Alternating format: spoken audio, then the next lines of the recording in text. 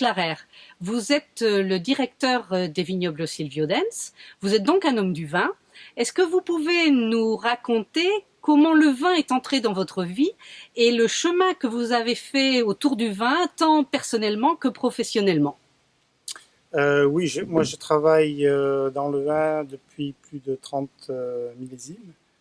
Mais je suis d'abord de formation agricole, donc j'aurais pu faire tous les métiers du monde agricole.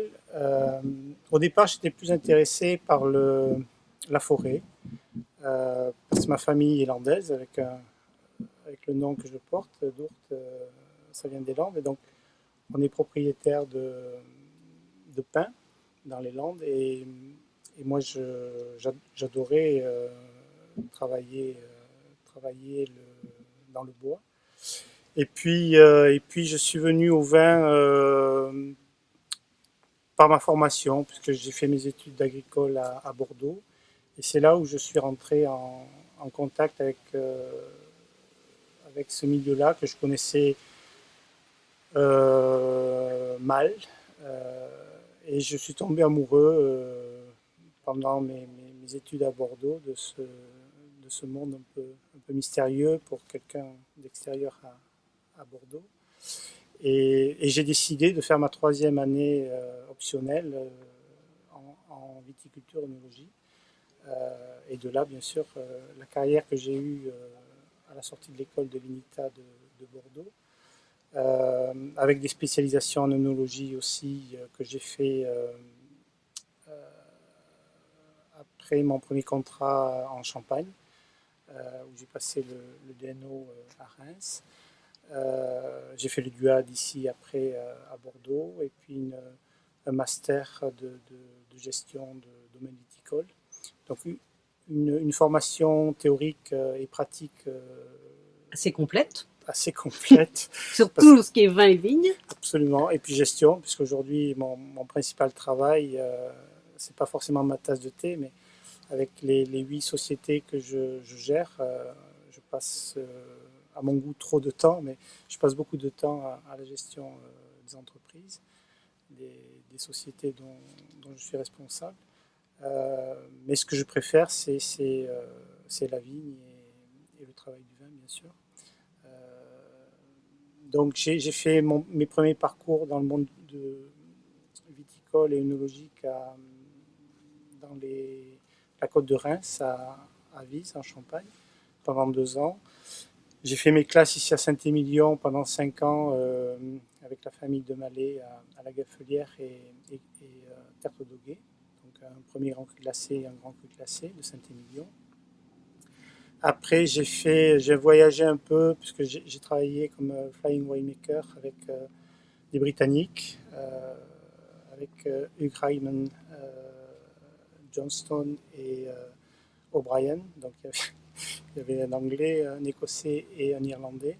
Donc je m'occupais des propriétés viticoles du groupe. Donc ça allait de Vignelor dans les Coteaux d'Aix à la Jaubertie, en Bergeracois et les domaines ici de Bordeaux, plus des activités de conseil et de vinification en France et à l'étranger. Donc ça, pour moi, c'était une expérience courte mais très Enrichissante. enrichissante, avec des flying winemakers de Nouvelle-Zélande, d'Australie, de Californie. Donc c'est, euh, c'est très riche pour, euh, pour moi, pour une expérience. Et puis depuis 97, donc depuis 18 ans, je suis en charge des grands crus classés ici de Faugères, Pays Faugères, de Côte de Castillon, de Cap de Faugères, où on a 46 hectares aujourd'hui, et de Rocheron, une propriété du plateau de Saint-Christophe-des-Bardes, que l'on a depuis 5 ans maintenant. Alors je crois savoir que vous travaillez un peu dans la précision et que vous êtes très attentif à tout ce qui est environnemental. Est-ce que vous pouvez nous en dire plus? Pourquoi c'est important pour vous? Mais j'aime pas ce mot, mais je suis écolo de nature. J'aime ce qui m'entoure, et je fais attention à l'observation, à la diversité. Et moi, ce qui me gênait en venant d'abord en Champagne, où ils sont à l'époque, c'était dans les années 90, la Champagne était quand même au niveau des pesticides assez montré du doigt, en termes de gadou aussi dans les sols. Et tout cet aspect-là, moi, foncièrement, Vous gênez? me met mal à l'aise, me gêne. Et donc, dès mes premières fonctions, j'ai essayé de changer un peu cette façon rigoriste là, de protéger la vigne, d'amender les sols et de m'entourer de bons conseils justement pour essayer assez vite de produire le plus sainement possible. Donc aujourd'hui, c'est quand même lourd à changer, mais aujourd'hui, je suis fier d'être parvenu à faire des vins depuis maintenant plus de 10 ans, qui sont des vins qu'on pourrait qualifier de bio, puisque analytiquement, ce sont des vins où il n'y a que la transformation du raisin dans les bouteilles. Je vous ai entendu parler de viticulture durable. C'est ça pour vous, en fait. Viticulture durable, oui, c'est de faire attention à l'environnement, c'est-à-dire c'est pas uniquement les hommes qui travaillent dans le vin. Et pour moi, responsable d'exploitation, c'est quand même la priorité, puisque j'ai quand même 30 personnes qui travaillent avec moi, 100 personnes de plus pour les vendanges. Et puis il y a tous les clients qui achètent.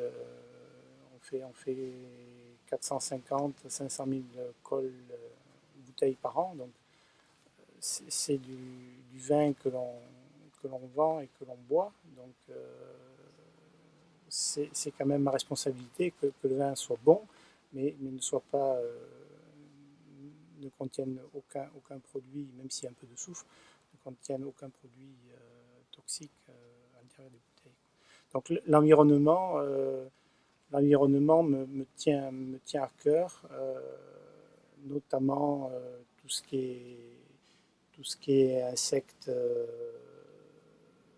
ravageurs ou auxiliaires, mais aussi toute la vie du sol qui est moins connue par les professionnels, mais qui est d'une richesse infinie. Donc, en tant qu'homme du vin, c'est quoi votre philosophie pour faire de grands vins? Philosophie, elle est pour moi très simple, c'est respecter le terroir sur lequel on plante la vigne, donc pas chambouler les terroirs qui ont mis des milliers d'années à se construire. Donc ne pas tasser les sols, faire vivre les sols, c'est-à-dire dynamiser la vie microbienne des sols, favoriser l'enracinement des vignes, parce que c'est de là que vient la qualité et qui gomme beaucoup de problèmes que l'on peut avoir avec des enracinements traçants, superficiels. Donc c'est la diversité agronomique et c'est l'enracinement profond de la vigne qui est garant de la qualité. Après tout le reste, je ne dis pas que c'est pas important, ce sont des maillons qui sont liés et qui sont garants de la qualité, mais pour moi l'essentiel c'est d'abord ça. Donc, pour résumer, c'est respect du terroir et adaptation et respect de la plante, ou c'est à peu près ça? C'est ne pas. C'est avoir le maximum de diversité autour de la vigne. Le problème ici à Gironde, c'est qu'on a de la vigne partout et qu'on a trop longtemps méprisé tout ce qui l'entourait. Donc moi, depuis que je suis là à Faugère, depuis 18 ans, on a planté presque 5 km de haies pour justement donner un vivier supplémentaire au niveau des auxiliaires. Donc ce sont les oiseaux, ce sont les insectes. Il y en a qui sont bons, d'autres qui sont pas bons, mais c'est l'écosystème qui fait que tout se régule sans que l'homme ne doive intervenir. Et pour moi, le bon viticulteur, c'est celui qui arrive, et ça, c'est pas une mince affaire, c'est celui qui arrive à avoir cet équilibre qui lui permette de se retirer, se remettre en arrière et de pas avoir à rogner les vignes, de ne pas avoir à effeuiller les vignes, à éclaircir les vignes. Pour moi, le meilleur vigneron, c'est celui qui fait le moins de travail dans les vignes, parce qu'il a réussi à obtenir un équilibre naturel. Merci beaucoup.